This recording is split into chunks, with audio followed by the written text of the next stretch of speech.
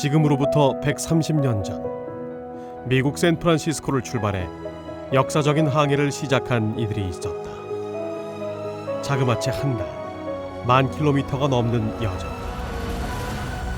오직 복음을 향한 열정 하나로 낯선 땅 조선으로 달려온 선교사들. 하나님의 부르심에 한 걸음씩 순종했던 그들의 미션 로드. 지금 따라가 볼까?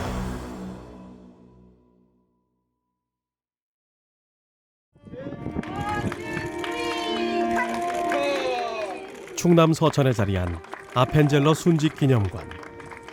선교사 내한 130주년 기념의 마지막 행사인 가우처 특별 전시회가 열렸다. Connecting to it through tangible items like the relics today make it even more meaningful and special. 이번 전시회에서는 미국 감리교 측으로부터 영구 기증받은 가우처 박사의 일기 등 한국 선교의 물꼬를 열어준 존 가우처 박사의 유품을 가까이서 만나볼 수 있었다.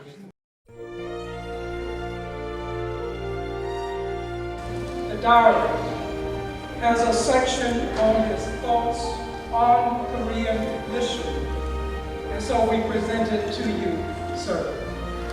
미국 볼티모어 워싱턴 연회 마커스 매튜스 감독은 가우처 박사의 소중한 유산을 선물했다.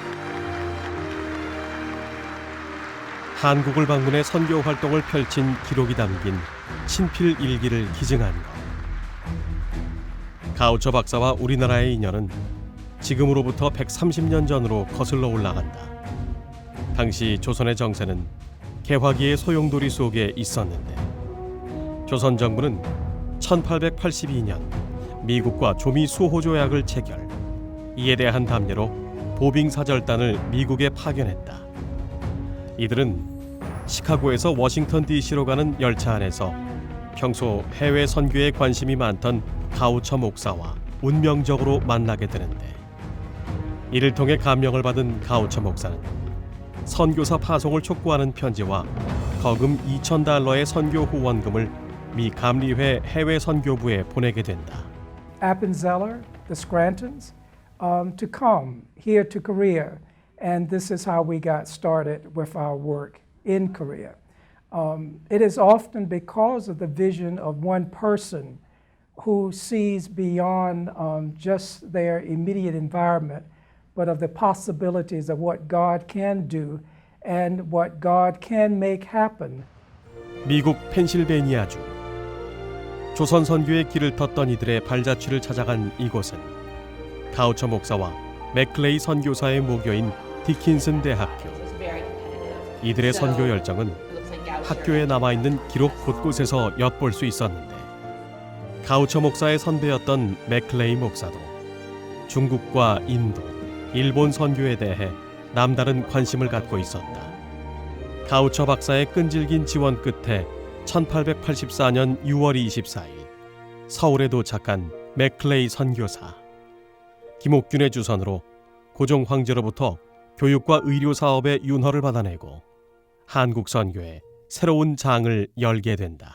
서울을 공식적으로 방문해서 김옥균을 통해서 조선 정부의 선교 허락을 받았다는 점에서 이제 맥클레이의 역할이 굉장히 중요하죠. 단순한 그냥 하나의 방문, 개인적인 방문 혹은 일시적인 방문으로 끝이 나는 것이 아니라 한국 개신교 전체를 위한 그 포문을 열었다라고 하는 의미에서 맥클레이는 굉장히 중요한 인물로 봐야 된다. 두 사람의 사명과 헌신으로 1885년 4월 5일 부활절, 드디어 조선의 문이 열리고 인천 제물포항에 미국 선교사들이 첫 발을 내딛게 된다. 배에는 이제 갓 결혼한 아펜젤러 부부와 장로교 선교사 언더우드가 동행하고 있었다. 아펜젤러 선교사는 낯선 조선 땅을 바라보며 이곳에 하나님의 자유와 빛을 달라고 첫 기도를 드렸다. 우리는 부활절에 이곳에 왔습니다. 그날 사망의 권세를 이기신 주께서 이 백성을 얽어맨 결박을 끊으사 하나님의 자녀로서의 자유와 빛을 주시옵소서. 처음 선교사들에게 하나님의 부르심보다 더 중요하고 가치 있는 일은 없었다. 실제로 미국 동부의 명문 드류 신학교를 졸업한 아펜젤러는 탄탄하게 보장된 미래를 뒤로하고 곧장 은둔의 땅 조선으로 발걸음을 옮겼다.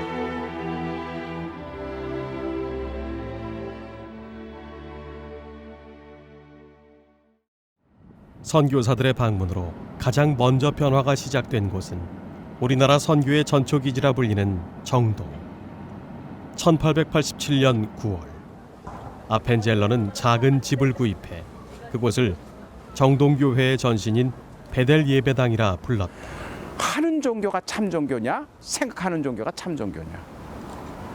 머리에 있는 종교가 참 종교냐? 손과 발끝에 있는 종교가 참 종교냐? 정동교회를 중심으로 전국에 기도와 전도의 열기가 확산됐고 교육과 의료 분야까지 선교사들의 사역이 점차 확장될 수 있었다. 아펜젤러와 스크랜턴 모자 선교사가 설립한 의료시설, 교육기관과 교회들은 조선의 근대화에 큰 기여를 했다. 당시 조선은 가부장적인 가치관이 깊게 자리 잡고 있어 여성은 사회적으로 소외를 받았고 교육받을 기회조차 없었다. 이런 그들에게 배움의 기회를 주고 섬겼던 선교사들의 모습에 사람들은 점차 경계심을 풀고 복음에도 마음을 열기 시작했다. 자기 목숨을 버리면서까지 그렇다고 돈을 많이 버는 것도 아니고 명예가 더 높아지는 것도 아니고 저게요. 저 사람들의 행동을 어떻게 해석할까? 이게 이제 그들 선교사를 지켜보는 한국 사람들의 질문이었죠. 그랬을 때 답은 하나밖에 없었던 거예요. 저들이 믿는 종교구나. 그럼 저들이 믿는 종교는 뭐냐? 바로 성경을 많이 읽던데 성경에 뭐가 있냐? 예수가 있다. 예수라는 분. 예수는 뭐냐? 예수라는 분이 바로 이렇게 내려가는 분이에요. 높은 곳에서 낮은 곳으로. 오늘날 감리교가 6,500교회, 150만 성도로 성장할 수 있었던 것도 죽는 날까지 한국과 한국인을 사랑했던 선교사들이 없었다면 불가능한 일이었을 것이다.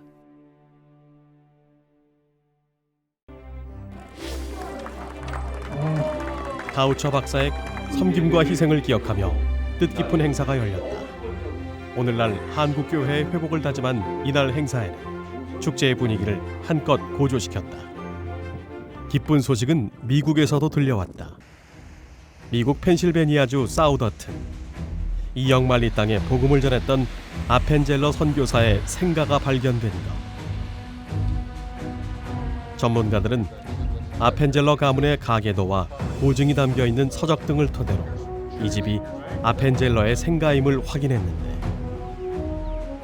아펜젤러 내한 130주년을 맞아 더욱 뜻깊고 의미 있는 소식이었다. Christianity coming into Korea through Henry Appenzeller is just almost unbelievable. 생가 근처에는 아펜젤러 가족들이 함께 다녔다는 교회도 자리하고 있다. Let me give you a little introduction to the church where Henry Appenzeller grew up. Behind me, you'll see we call it Emmanuel Leidy's church. His father Gideon and mother and brothers and sisters lived up the road, this road over here, Cherry Lane, about a mile away.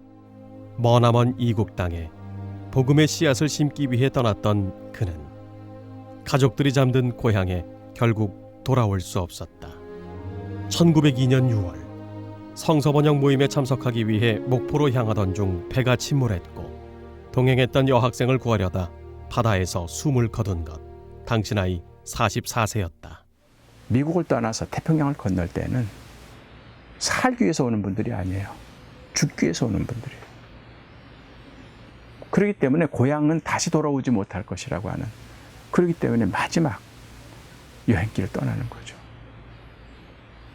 아펜젤러가 그렇게 해서 자기가 능히 살 수 있음에도 불구하고 예수님의 그 말씀대로 산 거죠.